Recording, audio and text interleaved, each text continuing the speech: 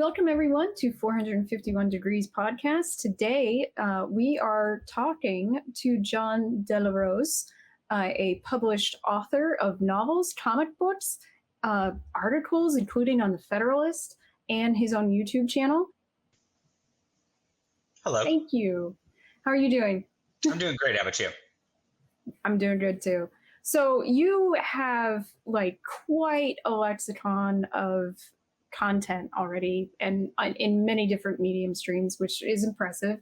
But first, I really wanted to get into the idea, how did you get into writing and comic books? Because it seems like that's your big entry into all of this.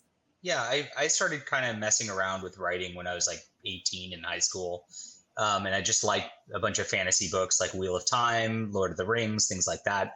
And so I just followed that path from there. It took me a while to do it because I just wasn't thinking about it in terms of professional stuff for a long time. But as I did that, and as I got more into doing role-playing games like Dungeons and Dragons and things like that, I really just wanted to continue that. And I wrote a novel over several years, finally finished it. It took me probably 10 years to write that novel just because I would be on and off and not serious about it. And then my second one I did took me 2 years to write. My third one I did took me 9 months to write. And so then I just got used to it, right? So then it became something that I was doing regularly. I kind of hit where I could actually make money off of it when I released my second novel, which was in 2017.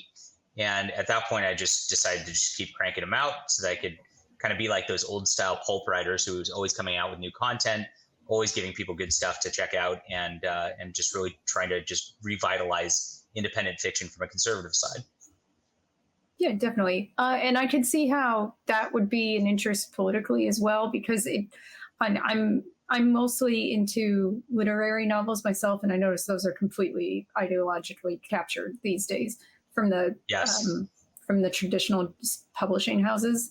So I noticed that you sell your books on Amazon. So just to let everyone know, that's where all your content is located. Although I did notice on your website that you can get 3 free books just by clicking that button. Yeah, I mean, ebooks. Obviously, I'm not going to print things out and spend money because you're signing up. But yeah, I do try to foster an email list because at the end of the day, for an author like myself, I was talking about this earlier actually with somebody from the opposite side of the spectrum who's actually yelling at me on Twitter now because that's what they do. And about deplatforming. And it's well, I could lose something like my Twitter, which my good friend, who's totally not me, lost their Twitter last year. And from that point, my good friend lost about 20% sales just based on stuff that I was tracking. Because I had a 6,000 person Twitter account following, and that is pretty useful. So I know that that's the case. So I really try to make it a good incentive to sign up for the newsletter, because then I have the information offline of people's email addresses. If I disappear or I go to another platform or something like that, that's having your own way to control that is very, very important as an author or as any kind of content creator, I think. Definitely. And what about comic books? How did you get into that? Because I noticed that you do quite a bit of that too. Yeah. I first started coming out with my first comic book, which I did as a webcomic in 2012, which I've continued to this day. And I wrote that in 2011. Just basically, I got mad at DC Comics because I just saw that this was actually prior to all the political stuff really popping up in those books. But I just saw that they just kept rebooting things over and over again. So you get into a book, a new writer would take over, they'd completely reboot it, just cast off the last stuff. And the one that really got me at the time was Batgirl. I really loved Batgirl and what was going on in that book. And they just completely erased everything that was going on with the character and just said, oops, it's changed now. There's been some event.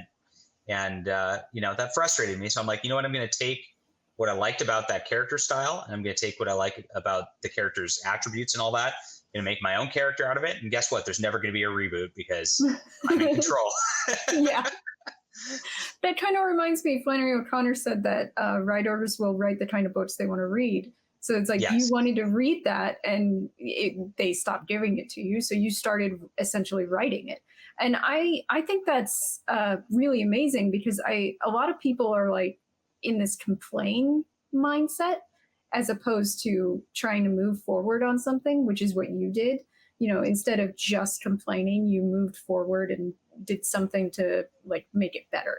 And I think that's really awesome. Now, I would love to complain about that. Well, I mean, the instability, I get it. That was really the whole like conservative news ecosystem has become just like this like fear porn over the last like 6-8 years. All they do is just like, oh my gosh, the sky is falling, this person's blacklisted. Like, you know, when I was getting blacklisted and banned from conventions and things like that, I had people in the news asking to talk to me. But, you know, on the other side, what happens is when any cultural anything happens, they'll have just cultural articles where they just interview an author or whatever, say like Ta-Nehisi Coates or something like that. And Ta-Nehisi Coates will just give his talk about whatever he feels like and be like, oh, by the way, I'm writing Black Panther right now. Check it out. And they'll put that in their article. We don't have that on our side. We don't ever talk about anything like that. And it's only the band that gets talked about. It's only the bad that gets talked about. And only the clickbait that gets talked about. And it's because honestly, it's because our side's a little more driven by the profit motive. So they just only want what's going to be profitable. And it doesn't get you clicks to do like a, you know, this is our book review of the week. That, you know, it really doesn't. But that does frustrate me a bit. And I tried to bring that to the Federalist. And I really beat my head against the wall there. I do have a story actually about that. One of my articles was about, there was a BYU TV series, and I don't even remember the name of it today, but Orson Scott Card did it, who's a Mormon conservative author. He wrote Ender's Game, which is a very popular novel. And he was in charge of the writing on this TV show. And it was a very low budget TV show, but it was a sci-fi future. Beautiful. It was family. The family prayed together. Like, it had everything like good with culture, and it was PG. They were fighting aliens. And I was like, okay, this is a cool thing. This is a good start. It's low budget, but like, let's draw attention to this. Let's like, because we never get any TV shows as conservatives at all. So like, if this does well, maybe somebody will do a higher budget one, et cetera, and that can snowball. So I interviewed the director of that and got a whole interview lined up. And I told the Federalist I was going to do this, and they're like, okay, yeah. So I send it to them. I write the whole article up. They don't publish it. And I'm like, well, this is a bummer, because the show is like just came out this week. It's news this week. You could actually create buzz for it this week. A year later, they came back and said, oh yeah, we saw this article. Do you still want us to run it? I'm like, well, sure. This show's canceled now, but I guess people can still find it. It's just that, you know, the conservatives just never prioritize culture whatsoever and the creation of things. And it's super, super frustrating. And it's not about self-promotion. Like I said, I was just wanting to promote this show because it was a show with good values by good people. And, you know, I just thought that would be a nice thing to do from my position at the Federalist. And it just got squashed because guess what? Not going to get clicks. It's too bad. Yeah,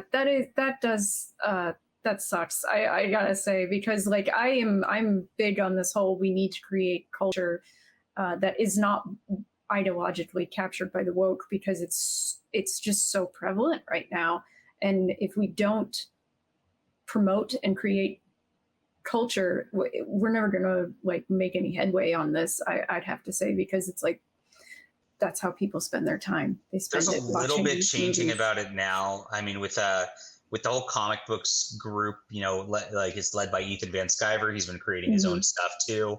I obviously am plugging and creating my own stuff as I do this. You know, whenever I do a video saying, you know, this idiot SJW is ruining Superman today, it's like, here's an alternative to Superman. Here's the solution. And I then try to use my platform on my streams to, of course, bring other creators on and all that, and get them a little head up also. So that's how we have to start doing things. That's really the only space in which is kind of working right now. I really wish companies like the Federalist or the Daily Wire or any of these groups would just like get their acts together and do something about it. I always see one of the commentators with blue checks on Twitter, you know, who are working for those groups always go, why are there no conservatives in culture? And the answer is there are. It's just you never do the investigation and never support any of them. And I don't know what to do about that, because I can complain about it till the cows come home, but nobody's going to click on it. So yeah. Well, I noticed that a lot of your videos have kind of what I would call like clickbaity, outragey titles, but I don't get that sense necessarily, like entirely from your content, which I think is kind of interesting because I do notice that on the conservatives or libertarian side of YouTube, that is very popular to respond to woke culture in this outragey way. But and I know it gets the clicks, doesn't it? Like it does 100%.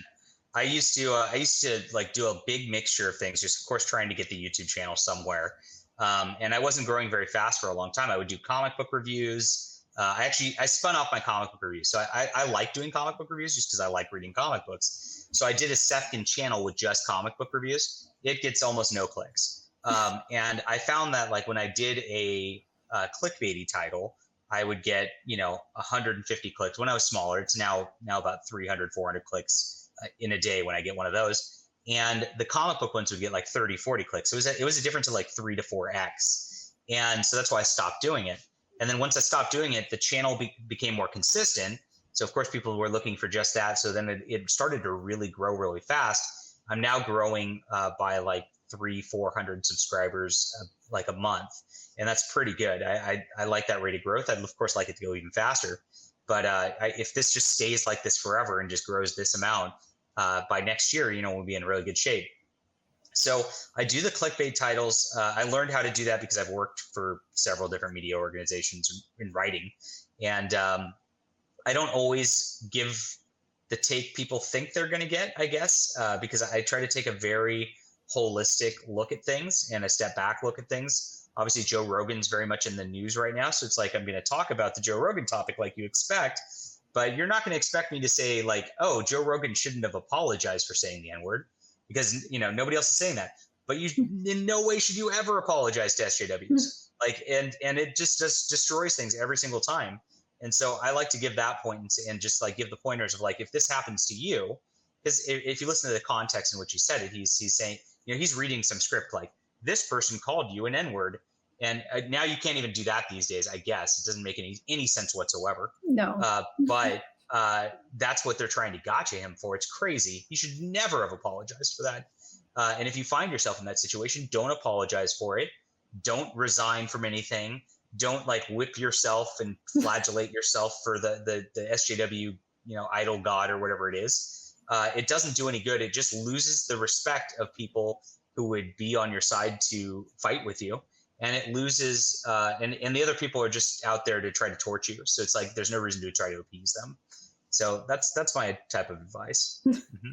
I have been saying that for a long time too. Like, don't apologize to them because it's blood in the water to them, and they it creates feeding frenzy. So it's not. They're not normal actually, people. Yeah. No. It's like, if I was mean to you and I hurt your feelings or something like that, I might call you up and apologize to you. I mean, I'm not saying that, but you're a normal person. So that would be like a normal, like social interaction we have. These are just people on the internet just pounding at their keyboards, like trying to destroy people. And that's it. So yeah, it's a mob. It's not, it's not like one individual going, you hurt my feelings. That's not what's happening. Yeah.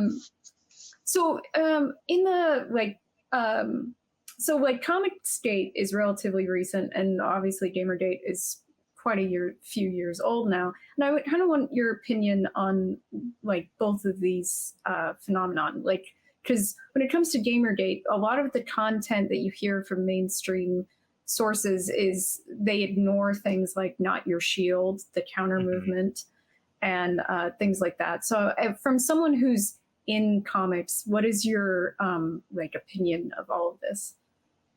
Well, GamerGate, I was not really around for.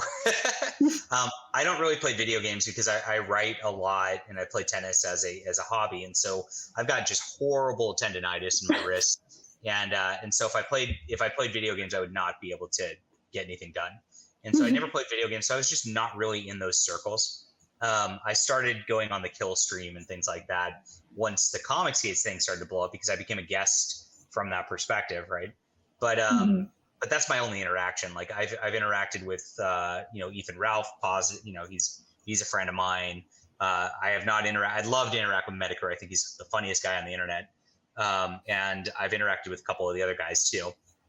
But I've just seen it peripherally, so I can't comment on it too much. I mean, I obviously agree with the base concept that it's supposed to be around, which is like ethics in journalism. You know, there should be ethics in journalism, and if there are biases and things like that, they should be, you know, broadcast. They shouldn't just be hidden. And we see that a lot now, especially the media. Like, there's such an access bias with the media that people don't understand too. That even like if it's not like some ideological thing, it's not an ideologue, and a lot of them are ideologues. But a lot of these people, like, you know, they'll be nice to Joe Biden or whatever and never say anything critical about him, because then they'll get access to an interview with Joe Biden or Kamala Harris or whatever. And they want that access. So they're just going to kiss up to them so that they can maintain that access. And that will color what they do in their articles and things like that. And it presents a bias. Like, that's something that a lot of people don't realize drives a lot of the media, because that interview is worth a lot of money to them. So they're not going to jeopardize it. And when the media is that corrupt just based on trying to get a few clicks for a few dollars, you can't trust them with anything. So that's what I think of GamerGate. That's what happened in the video game industry even. They have access with their creators for interviews, and all of it goes the same way down the line, just on a smaller microcosm. So I'm in solidarity with those guys, but I'm just not in those circles. ComicsGate came about, actually was my fault. And a lady named Megan Fox from PJ Media. Now, Megan Fox is one of the only people in the media who actually report on these conservative culture things. So she's great. And we uncovered that there was this YouTuber named Diversity in Comics at the time.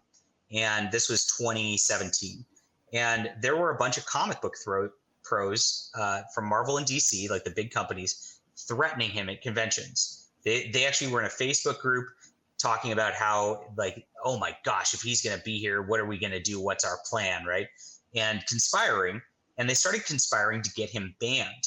And they started saying, you know what, I'm gonna follow him and goad him into throwing a punch at me. So I'm gonna harass him, so that because he and hope that he gets violent. That way I can report him to the convention organizers and get him banned and kicked out. All I can think is is harassment's illegal too. But you know how these things go. I mean, you know, they'd make it look like it was him, even though they're provoking it and starting it. And it's nasty. I mean, they're plotting this in a Facebook group, and these are professionals in the industry. These are people who like make full-time livings doing it. It's like, why are you harassing some YouTuber? So I got the screenshots of that from a person who's in the industry, who's still anonymous about it to this day. Who, thank you for giving me that, by the way, if you ever watch this. And I blasted it out. I made a video about it, etc. That it went viral. I gave it to Megan Fox. Megan Fox wrote a PJ Media article about it, which then got on Instapundit and all that. So it blew up big. And as we're talking about it, Megan and I were like, what are we going to do with this? And she's like, well, there's Gamergate and like, you know, scandals with journalists and all this. Like, it's Watergate. Like, so she's like, let's do ComicsGate. And I said, okay, let's do ComicsGate. And so we just started smashing that hashtag as we're trying to get the word out that this guy's like, this is how ugly the industry is. This is how corrupt it is. If you make YouTube videos that are negative about their comics, that's all this guy did. He was a reviewer, and he said, I don't like this comic. And they're trying to like harass him out of conventions and things like that. That's crazy. You know, if it's that corrupt, that is a gate in the classic sense. And so we'll make that. And so we did that. It went super viral. A lot of people picked it up. You know, of course, it's changed and transitioned over time to different things. And of course, the people who now are the people who fight against the industry, like Mr. Ethan Van Sciver, now like go under the moniker ComicsGate, and it's become pretty much his brand. But that's how it really began back in the day. And it's really interesting to see how that's grown. And it's really great that there's like actually a movement online that's really about creating things and pushing back against this corrupt industry. It's good. I have noticed that happens a lot, what those people were doing, that a way of a harassment campaign around a reviewer or a competitor of some kind. This has been going on, and I wouldn't call it necessarily a new phenomenon, because I've seen it in industries pre-internet as well. Like if you look at the history of X and X industry, you'll see they went after someone in much the same way, as a way of advancing their own careers, or taking out someone who was a detractor in some way. I just think it moves a lot faster, and because of social media. And I think it's really great that you use social media yourself as a way of combating this, because it is unethical on levels that just are horrifying to me. So I'm so glad that you did that, because it definitely needed to happen. And as Dad said would say, you've released your inner honey badger. Yeah, a little bit. I'm a fighter, and a lot, I do rub some people the wrong way, because a lot of people are not fighters, and not everybody wants to live in this full-time battle where, they're actually trying to destroy every conservative out there from culture. Some people just want to hang out and watch their Black Widow movie or their Shang-Chi movie and not have to think about it, because that's supposed to be your escape time. It's supposed to be your unwind time. I totally get that. And I don't want to bug people about that at all. But at the same time, we're the people who are fighting. We're the people who are out there, and I don't mind engaging with the other side. They're scared to debate me on every topic. I'm actually on Twitter right now, and there's a comic industry professional talking about deplatforming and how conservatives mischaracterize the First Amendment to justify deplatforming. And I just came at him, and I'm just like, are you saying you want me deplatformed? And he's giving me the whole rhetorical rope-a-dope thing. That's happening literally live right now. I don't mind doing that, but I do hope our side will support us in doing that, because these people do need to be called out. Because that's insane to think about, that this guy who makes his living off of comics is out there justifying and saying that there shouldn't be a legal recourse for me to be harassed by these giant corporations over how I voted or what my religious beliefs are. I mean, if this was flipped and it was over somebody's skin color or like somebody or their commie beliefs or whatever, he would 100% be like, this is terrible, F the corporation. He'd be doing it. So it's the hypocrisy is really what I like to call out, because then our side can laugh at it. And when you laugh, you really de-weaponize a lot of these things. And that's a lot of my goal with my YouTube content and things like that, is to make everybody laugh, because if we're having fun, at the end of the day, we'll grow, because this is an entertainment industry, and fun will win out over angry people who are trying to force us into their belief systems. I agree with that. And I would say this, like, there seems to be a quality to the entertainment from that side that is not actually funny or fun, in like, it's kind of drab actually, and kind of just requires, as I've said this before on the channel, the golf clap. Yes, the golf clap. It is. Yes, please clap. Mm-hmm. Yeah. We're very brave, and we're very literary. Yes. Yeah. Versus like the like full body, I'm enjoying myself kind of exuberance that we can still see from people who are not doing that. And so I agree with you that if we get people to like laugh, if we get them to enjoy themselves, it is entertainment, then more than the other side, it's probably going to be really great for us. Now, I called you a fighter, and you have actually had a lawsuit that got settled in your favor against the San Francisco Science Fiction Convention, yes?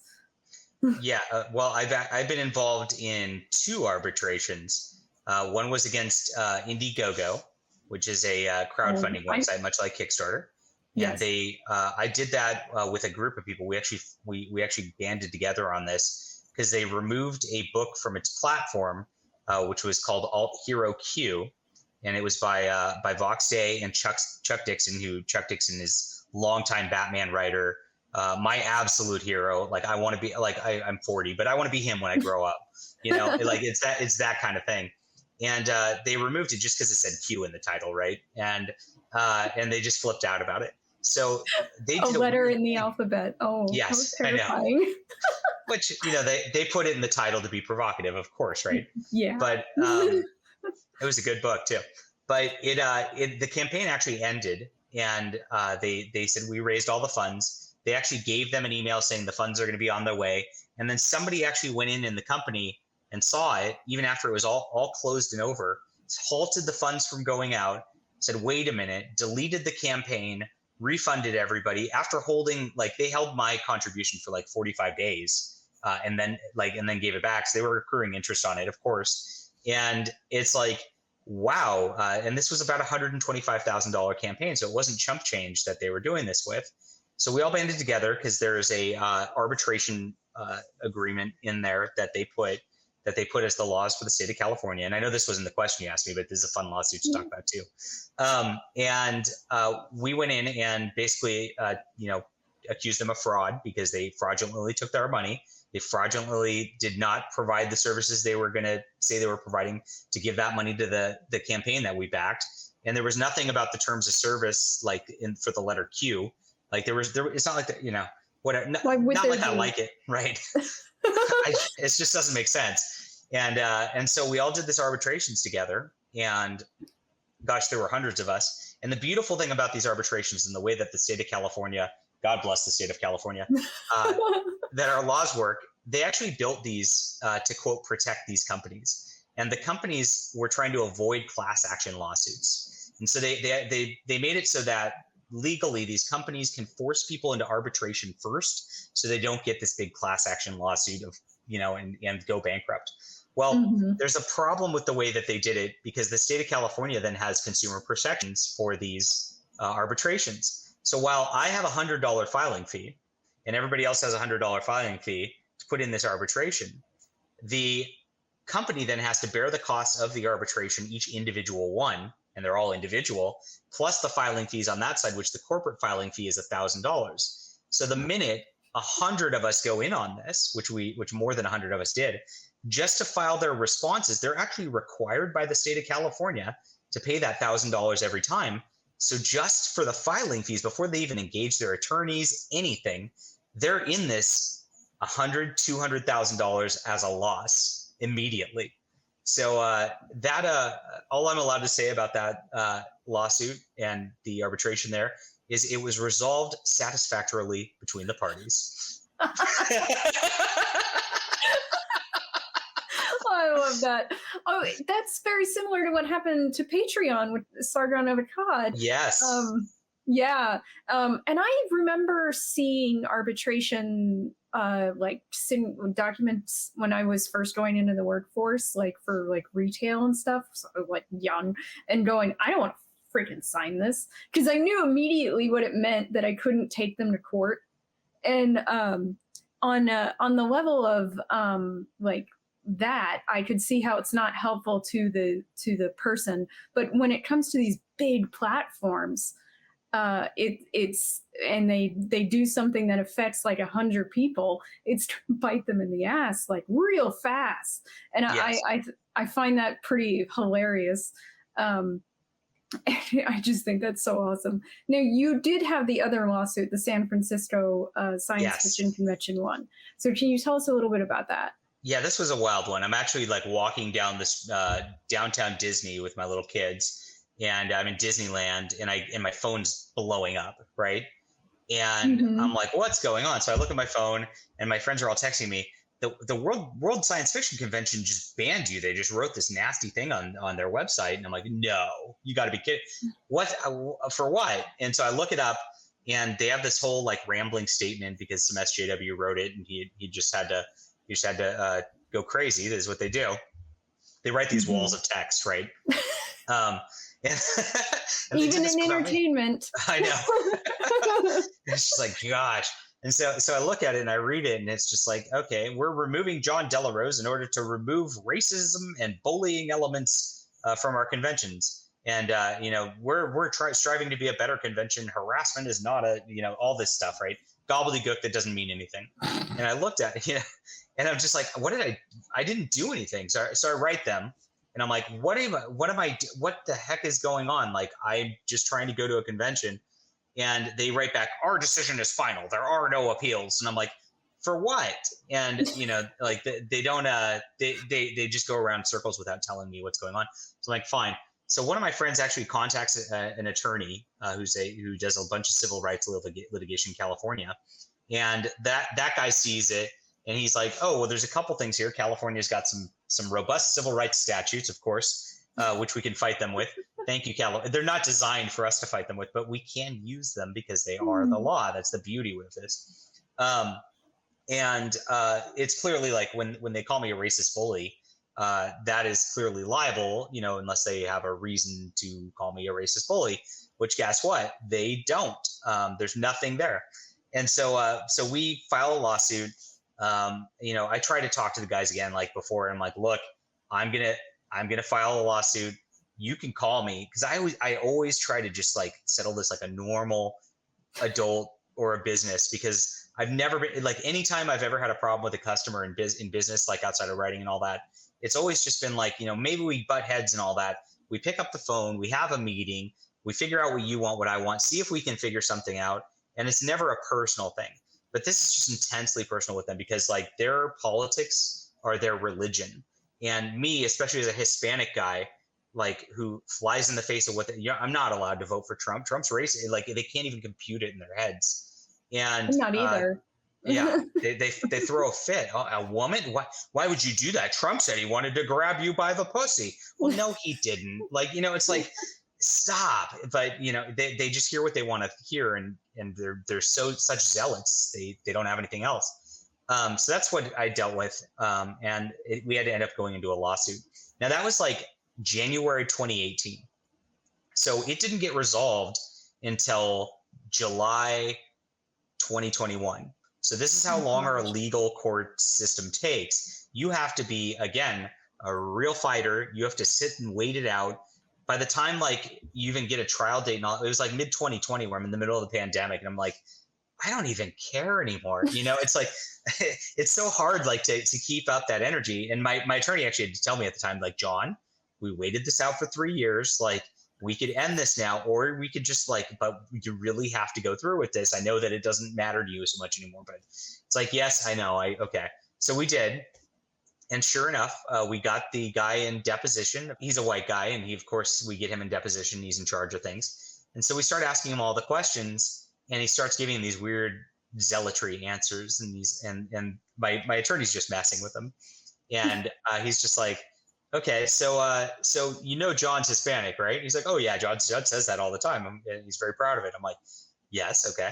And he's like, so John's like a minority. So isn't he like, in terms of like social justice and what you're trying to do, isn't he a minority, and therefore he's somebody like who like needs help and blah, blah, blah. And the guy goes, oh yes, too. And then he pauses and he goes, but he's light-skinned, so he still has white privilege. And I'm like, oh my gosh, the mental gymnastics these guys go through is so crazy. And we're about an hour into going back and forth. And my attorney finally drops the question, and he goes, so do you have any evidence or anything written or any video that John's made where you would like conclude that he's racist? Do you have evidence like that he's made a racist comment or anything like that would make you believe he's racist? And the guy, he's on Zoom just like this, and he goes, no.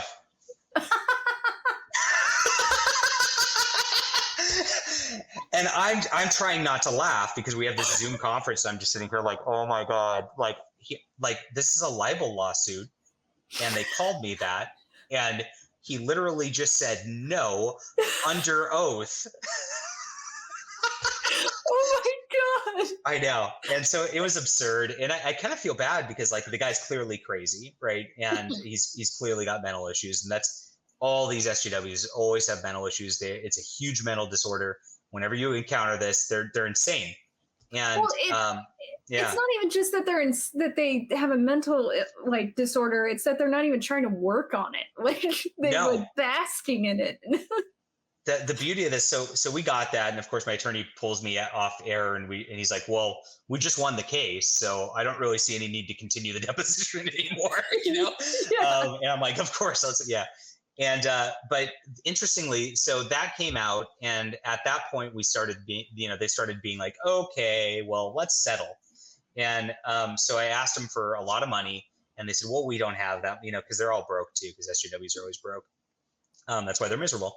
But but so, we settled for a little bit because I actually looked at their bank accounts and they did not have a terrible amount of money to spend on this. And of course, with mine, it was very different. I wasn't willing to settle like the Indiegogo thing for a mutually agreeable whatever. I wanted a real apology from them. Like that's all I really cared about. So they were forced to write an apology and blast it out in their newsletter, put it in a couple different sci-fi journals and publications. And it's out there, and they have this formal thing apologizing for calling me a racist. And so, yes, I always like to tell people I am legally not racist. So, well, they couldn't prove it. They literally admitted it. I can't believe it's great. Like, I love it. I mean, the idiocy of admitting during a deposition that you were wrong. Like, yes. Oh my God. I can't. It wasn't even like a caveat wrong. It was just nope.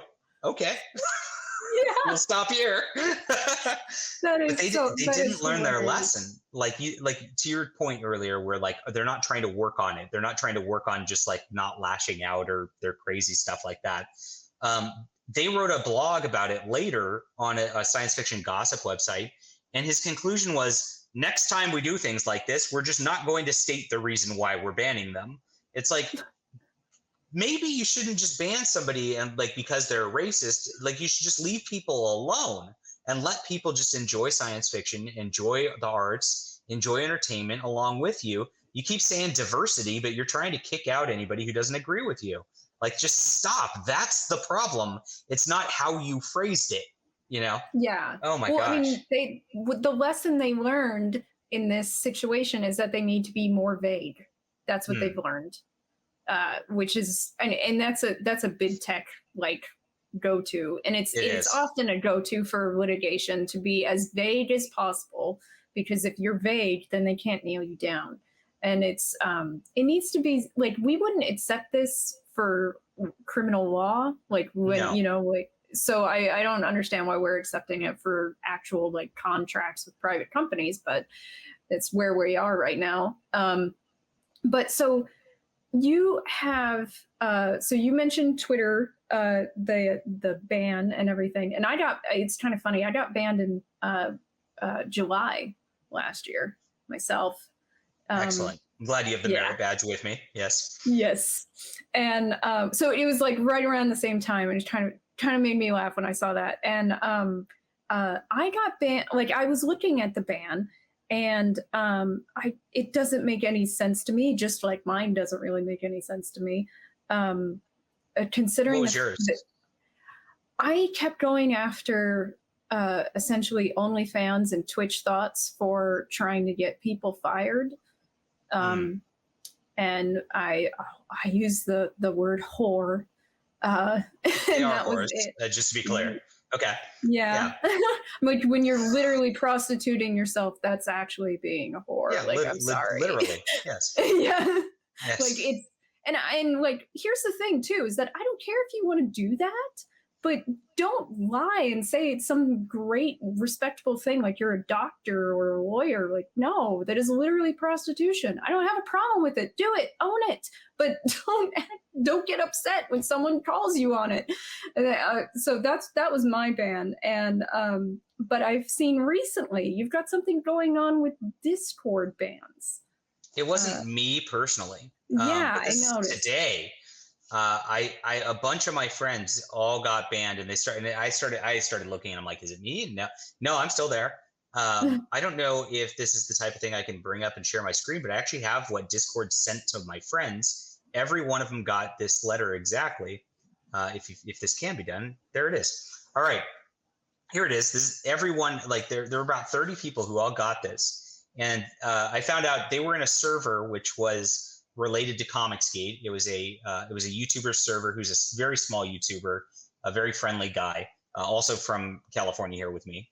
And I actually didn't join his server because I didn't think about, I'm busy, so I just don't join everybody's server if I can help it. I've got my own, so if you want to talk to me, find me there. But I got my own too. But everybody joined his server, about 30 people, and they all got popped today. And a lot of them are just super nice people, just normal, there's one lady who is like, all she does is talk about books. She's not even really like that big of a, like, I'd say political type person. She'll just talk about Star Trek or books and things like that. She's very much just a big sci-fi fan and a very sweet lady. She would never have said anything wrong or violating any terms of service or anything. But here it is. Hello. Discord is focused on maintaining a safe and secure environment for our community. We found your account to be in violation of our terms of service or community guidelines. As a result, we've disabled your account for the following reason. Your account sent threats to others, participated in targeted harassment, incited violence against individuals or communities, or was involved in a server dedicated to those behaviors. So we found out the common ground was they were in this ComicsGate server, and that's all it was just this ComicsGate server. So I guess Discord labeled it a server dedicated towards harassment, violence, whatever it is. It's a comic book server. It's nonsensical. And all these people just got ban hammers out today. No warnings, no 3 strikes. Like, they didn't even say anything themselves, just because they happened to be in a server that Discord then targeted. It's very, like, this is next level. Like, we found the community of you right-wingers, and we're just going to ostracize all of you, even if you didn't do anything at this point. That's what this is. It's crazy. This is making me think we need a Discord alternative. I hear there's a new one called Gilded that's being branded about. It's owned by a large corporation, though. Like, it's a subsidiary of like one of the bigger. I forget which corporation it is, but so I'm not entirely sure it's like a real alternative because of that. But I'm looking into it. So if I conclude that, follow me, and I'll start talking about it. Okay, that's good.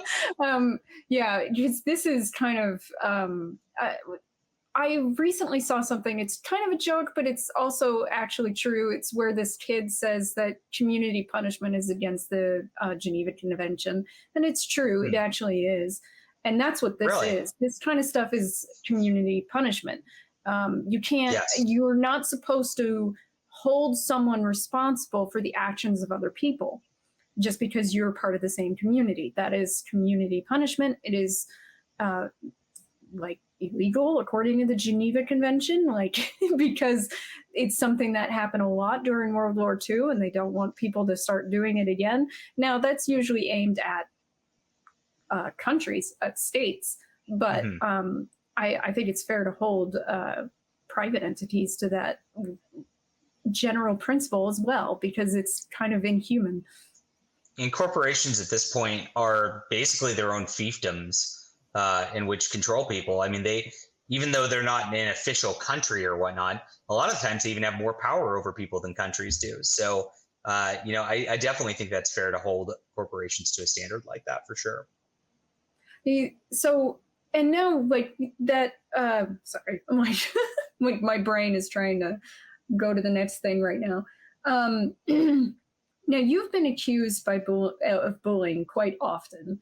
One guy has a entire page dedicated to your bullying. His name is Jim Chines, and now here's the thing. He says that he basically describes you as someone who can't let something go, which I found very ironic looking at this extremely long page on you by him. And I was like, you're living rent-free in this man's head. There's at least 100,000 words about me on that page. I've never written that much about an individual in my entire life. Even when I write an article for the Federalist or whatever, if you want to call that bullying or whatever, you guys, whatever, they call everything that these days. They're 1,500 words. So this guy is literally an insane stalker, and I should be able to get a restraining order on him if I need to. I had never interacted with him nor met him before he started writing this. He's just some guy in science fiction who's just like, I guess I don't know. I mean, he's crazy, clearly. And it's really sad because he's got this SEO'd thing about me, which is search engine optimized. You pull up my name, that's what comes up, because he really not only dedicated the blog post content in the middle of it with all over and over and over again. He's still like wrote an update, I think a week ago, and he updates it quite regularly. Yeah, very regularly. He clearly follows and stalks me. And hi, Jim. And and yeah, hi, Jim. You know, I don't follow him. Like I really don't care what he's doing with his life. I've got too much to do. But I don't know where I was going with the last update was a really weird one. There was a convention, a science fiction convention, which I'm interested in science fiction conventions as a science fiction author and reporter. It makes sense. That went on, gosh, it was like 2-3 weeks ago, and this is his update. Somebody I knew, because I have almost 5,000 YouTube followers, right, was at this convention. Not abnormal. I know a lot of science fiction people who are at a lot of different conventions all the time. They sent me pictures of this convention because they were there and they were just attending as a fan. And I didn't tell them to, nothing like that. I just got these pictures, and they were sending me pictures to show that this was a woke convention, which it is, and there's nobody there. The attendance was pitiful. It's falling apart. It's dying. So of course I grabbed those pictures with the permission of the person who took the pictures, and I was of course reporting on the fact that the convention's dying. Nobody's attending it. These things are outdated things that don't make sense in the YouTube era, especially. And nobody wants to go because there's no fun to be had. Because like, if you're just going to get lectured about being white, why would you go pay somebody $100 for that and show up and hang out for the whole weekend to do that? And so they did that. And there's this one author in there. His name is Patrick S. Tomlinson, and he is a complete lunatic, just complete off the rails leftist. He screeches and tags people, calls Tucker Carlson a Nazi, things like that. Mm-hmm. Yeah. And that's his MO. And then of course he gets pushback on Twitter. And when he gets pushback for it, he starts screaming that people are stalking him and that blah, blah, blah, blah. Well, it's like, you're building your Twitter being controversial. I get pushback. I don't whine about people pushing back at me. I just make fun of them. But it's, it's what Twitter is. So this guy writes on his blog here, like that, like, I told this guy to go take pictures of this author at that convention. Like, talk about weird conspiracy theory. I didn't know that guy was at the convention until, he was typing about it. Very odd thing. And suddenly it's on his blog, and he makes this weird thing showing a picture. And I guess one of the multiple pictures I posted had that guy sitting at a bar in the background. Like, he's not even the focus of the picture. And that was their whole deal. I'm like, okay. a bad picture of him. Yeah, these people are just freaking crazy. It just makes me laugh. Like, at the end of the day, all I can do is laugh. I can't get his blog taken down. It's his blog, and it's his freedom of speech to like just be absolutely obsessed with me. I just want to say, for the record, Jim, I'm not gay. I'm happily married, and please just live your own life. I'm not interested. No means no. But that's the only thing I could do about it at the end of the day, right? I mean, yeah. Well, it was kind of funny because one of the things he posted was a screenshot of one of your tweets, and on it it says blocked. So it's clearly he's blocked you. And this is he's something blocked me. Yeah. And reads my tweets. Yeah. I always find that really like frustrating that these people like block someone and then go read their content. And because to me, I'm sort of like, no, if you block someone, you don't get to like then stalk them without their knowledge. It seems like that's not a right thing to do, but I see it pretty often, actually. Well, that's why when I was on Twitter, my standard MO was checking someone I engaged with like negatively to see if they blocked me, and then I would say, give me a block and I'll block you back, because I didn't want them to do that. Essentially, it was the only people I ever ended. But even then, it doesn't matter, because you could still look at all the tweets and stuff like that, like a different account or a private browser. Yeah. So it's the Twitter block system is almost functionally useless, and it's too bad. Like, I really like YouTube's system, where if I block somebody in the chat or whatever because they're going crazy on me, they can type away to their heart's content, and it just doesn't show for anybody. I think that's a nice way to handle it. If their tweets at me don't show for anybody, I think that's fair, because if they're going to block me, like, they shouldn't be on my threads in theory. Yeah, I agree. I agree. I feel like Twitter really needs to update how that works, because it does not actually work at all. Yeah. And then, so off of Jim Chines, this is back to you as a writer. Are you ever worried about, because you publish on Amazon and they're big tech, are you ever worried about possibly being kicked off of that platform? Oh yeah, all the time. It's or shadow banned. Yeah, it's and those are both real concerns. They basically, I live and breathe off Amazon for the novels. Nobody buys novels off of anything except for Amazon. I've been doing a lot with comics on the crowdfund platforms, which there's multiple of those, so that's a little easier to do things with. Or if worse comes to worse on that, I can crowdfund based on my own audience, like through my website. It's doable. But I do sell my books through my website. I can't, but like Amazon's got a lot of anti-competitive sort of structures within their systems. And ebooks are really the way that novels and all that get read more these days than, I would say, like paperbacks. Like it's for comics, it's like, it's actually the direct reverse. Like comics for paper, like 90% want paper. I guess they want the pictures on the pages and all that, which makes sense to me. And then it's easier to read that way too, than on your phone or whatever. 10% want ebooks or whatever, and it's just usually for cost purposes at that point. Amazon, like 90 to 95% wants ebook, and then like 5 or 10% want paperback. So Amazon makes it actually that if you're an author, if you are not exclusive with Amazon, like if I sell it on my website or Barnes and Noble or whatever, I only get a 35% royalty cut out of the sales for Amazon. However, if I go exclusive, I get a 70% cut. So they make it so financially difficult to not be exclusive with them, especially given 80, 90% of the ebook sales are on Amazon. I'll cut my 100 sales at a Barnes and Noble or whatever for my 1,000 sales on Amazon to get me double the money. That's obvious math. I have to do that as a business. So they have very anti-competitive practices, and you're kind of forced into their ecosystem as an author. And if you're not, you're just kind of flailing to the wind. So it does very much scare me, and I'm very heavily committed there. I wish it didn't have to be that way, but I don't see a great economically viable alternative for authors at this juncture. It's really a bummer. That does. I did not know about those percentages. Those are terrifying. Those are just horrible. I don't know how that's. It shouldn't be legal. That's literally monopolistic anti-competitive practices. Yeah. Yeah, incredibly so. That's why, I mean, I've like self-publishing has been a growing field. Like I feel like it killed some publishing giants.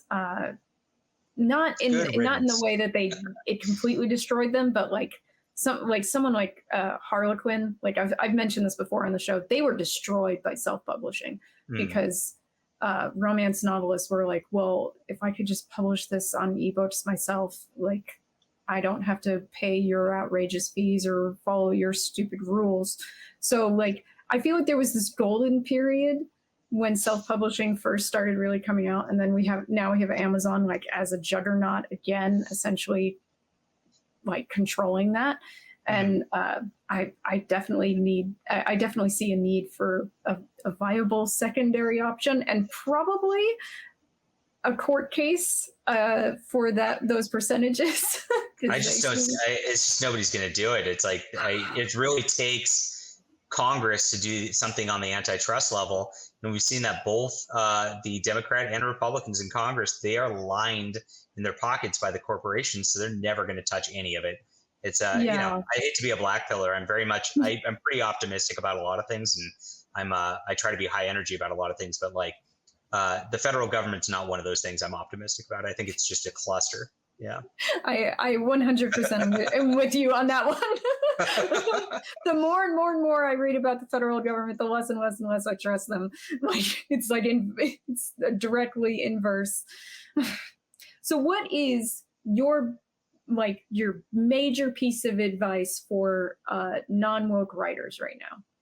You got to honestly, the space is so competitive. The other thing that's happened over the years is there's millions of books on Amazon. You're not just competing against the books that are coming out next week or whatever, whenever your release is. You're coming out with every book ever in history, and it's always on demand. It's always available. It never goes away. So you really have to do a lot to stand out. And Amazon actually makes it very hard to be seen on their platforms. They're pretty pay to play now. You used to get a lot of good recommendations. If you like this, then you might like this, and those recommendations would do a lot for you. If you could get things situated on that level, and there were ways to game that algorithm that were kind of fun a few years ago, but they don't work now. Amazon replaced a lot of those things with paid advertisements, and so you almost have to like do paid advertisements just to get seen on Amazon at this juncture, and that's not a lot of fun. Yeah, so if you're not just like independently wealthy to start, you're at a big disadvantage at this point if you don't have a platform. So what I say is like, it doesn't matter how good your book is. I always tell people this, like, if you can't market it, you're, especially as an independent person, you are dead in the water. I knew a guy in 2016, 2017, and he probably wrote some of the most wonderful science fiction I've ever read. The prose was off the charts, like, top tier.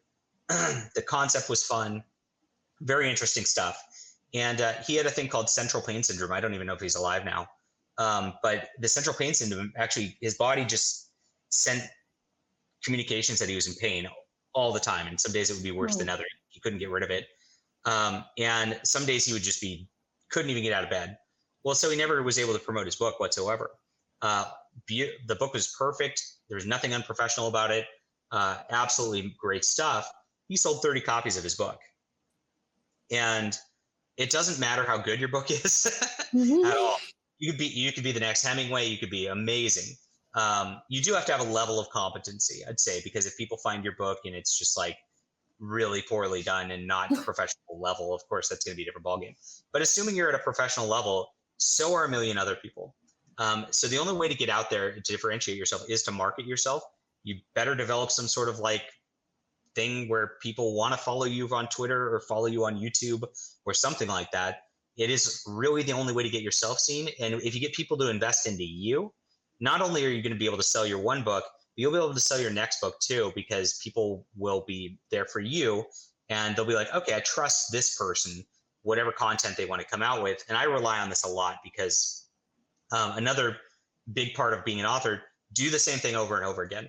If you write spaceships shooting at spaceships, every one of your books should be spaceships shooting at spaceships, and everyone will buy every one of those books. If you suddenly go do, knights fighting dinosaurs, you're going to get a lot of angry emails going, "Where's your spaceship book? And why are you writing knights fighting dinosaurs?" It is people really just fall into their reading habits. You were talking Harlequin. That's a great example. Women who read Harlequin romance novels only read Harlequin romance novels. They don't venture out. I mean, you might, occasionally, right? But it's like, if that's your thing, that's your thing. And so I'm not good about that. I'm horrible about that. I actually do not take my own advice on this. I like to experiment and just, I want to tell a different story. I get bored. And so I want to, right now I've got a book on Indiegogo called A High School Girl in the Crusades. And it's literally like a YA, sort of adventure about a girlfriend in high school who gets transported back into 1099 AD. That is silly, and it doesn't match with my, superheroes. It doesn't match with my spaceship fighting each other series. It's totally its own thing, and my audience just goes, "What?" But because I'm a personality, and because people are buying into me a lot of the time, buying into my culture war and what I'm doing, they know they're going to get a good Christian themed story that like is going to be clean. It's going to have a fun storyline. I'm all about action and adventure always. So they know I'm going to get that. And even though I'm experimenting with different genres and all that, because they're buying into me, they're more likely to buy into my like little whimsical projects where I want to, do something artsy and different than if I, was doing the right thing and just writing the same thing over and over again. That's advice I've never heard before, because I have to say, like, I'm an incredibly eclectic reader. Like, I read basically anything. That's unusual, very unusual. Yes. Yeah, apparently. And I was starting to realize that more recently when people were like, "Why are you reading this?" Like, I don't know. It looked interesting. I don't know. You find it a lot with authors. Like, I was really good friends with Anne McCaffrey's son. Anne McCaffrey did the Dragon Riders of Pern back in the 70s and all that. And she had a bunch of other sci-fi series too. And even though they're all sci-fi together, even the individual like subgenres, like people don't cross that much. And if they like your Dragon Riders of Pern series, they're going to buy every Dragon Riders of Pern book you come out with. But as soon as she does her Crystal Singer series, like it just like her audience level just like tanks by like a 10th. And it doesn't matter. It's like, that's a book 1. So people could start there. It's fine. It's a great book. And Crystal Singer is probably one of my top 5 favorite books of all time. But people just loved Dragon Riders of Pern, and they just wanted Dragon Riders of Pern.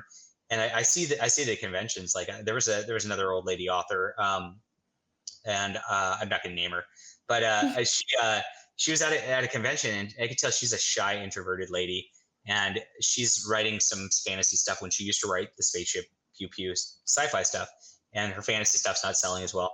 And everybody in there just like raises their hand at every single panel. When are you going to write the new spaceship book? And it's like, is there going to be a new spaceship book? And it's just like, and you can tell she's just sitting there frustrated, like, I'm writing this right now. And it's just like, she's probably got that across the country as she's toured around hundreds of times. But it is the way that people are. They get very, and I'm not denigrating audience or anything like that. If you love something, by all means, love something. Like, it's not my place to tell you one way or another. But it is kind of sad to watch these authors like get pigeonholed and have to do one thing. And I'm trying artists to avoid that. Yeah. I met Terry Brooks a couple years ago, and he was touring. He was doing for his book Street Freaks, and he had to publish it with a different publisher because his publisher was like, it's too off brand for what we want from you. And I'm like, it's Terry Brooks, like one of the, like, he's huge, and they won't print it because it's just not what they want or expect they don't think it's going to sell. It's not your epic fantasy series. What are you doing, you idiots? Yeah, it's really sad. And it was weird too because he said that they wanted. It was weird too because one of the things he said was that they wanted something different from him, and he's like, and they're like, no, not that. And I was like, I was like, that's terrible. But it makes sense from after this conversation. It makes more sense. But okay, so now, what's your best advice for non-woke readers? Stop buying anything corporate with brand stuff on it. The corporate people really just make you rely on the brand and get you addicted to the brand, and then they feed you little bits of nostalgia, just to try to sell their crappy woke product every single time. And it's a bait and switch every single time. But they're counting on the fact that you're so addicted. It's like you're an alcoholic or something like that. You'll always come back, and you're going to keep getting that other drink. It's just one drink, right? They know that you're going to keep doing that, right?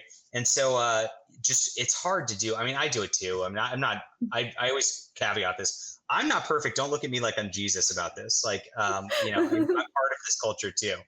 But if you can, find people like myself. There's a lot of people in my circle. So if you want to, I can always if you don't like me, I can recommend you to some people. That's fine too.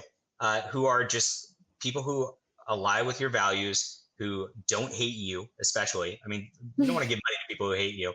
And there's a whole ecosystem. It really is there, but you just have to look for it. It can be some work, but once you find it, you'll find a really good community. You'll find a lot of good entertainment. And you'll find that there's people out there that really do have like the classic sensibilities that was the stuff that you like about the old versions of those brands, but aren't there any longer.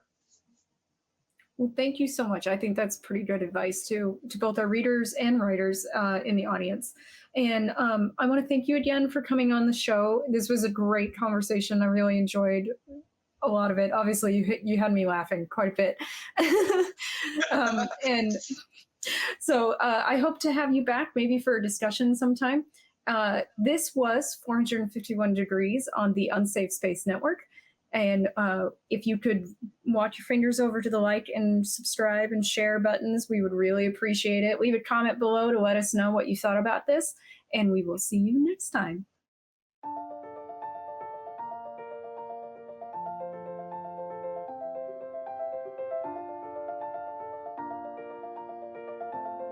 Thanks for spending your time with us today. If you're new to the channel, we have a deep content library that includes discussions with everyone from James Lindsay to Brett Weinstein. So go check it out. And please consider supporting the Unsafe Space team by visiting unsafespace.com/donate.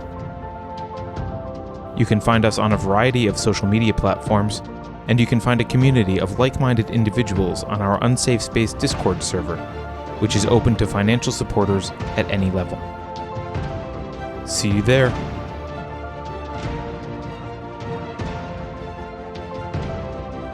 Warning. This is an unsafe space. Dangerous ideas have been detected. The content of this production has not been authorized by the Cathedral. Pay no attention to it. Please download this updated list of contagious individuals. Use the hashtag GetBoosted to receive 2 complimentary Liberty pellets. Mass formation psychosis is just a right-wing talking point. Please purge it from memory and resume your programming. If you think about it, no one should be allowed to express opinions. But don't. Think about it, I mean. That's not your job. Thinking has been scientifically proven to be less efficient than compliance. Science, scientific, and scientifically are registered trademarks of the World Economic Forum. Unauthorized use is prohibited. Computer voice courtesy. Never mind, that last line is fake news. Please disregard it and return to your safe space immediately. There will be cake.